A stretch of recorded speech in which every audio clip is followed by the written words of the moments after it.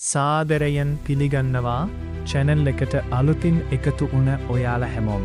අද අපි කතා කරන්නේ මෙවර ආපෝසෙ සාපෙල විභාගයේ ප්‍රතිඵල නිකුත් වෙන දවස් ගැන. වැඩි කතා නැතුව අපියන් අපේ වීඩියෝ එකට.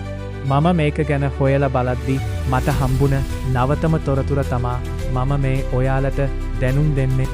ඔයාලටත් බලාගන්න පුළුවන් මේකේ දවස් 2006 මයි 25 වෙනිද තමා මේක අප්ඩේට් වෙලා තින්නේ.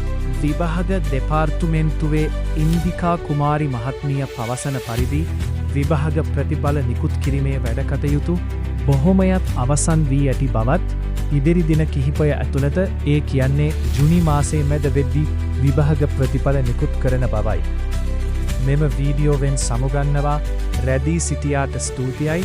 මේ වගේ තොරතුරු දැනගන්න අපිව සබ්ස්ක්‍රයිබ් කරලා අපිත් එක්ක එකතු වෙලා ඉන්න.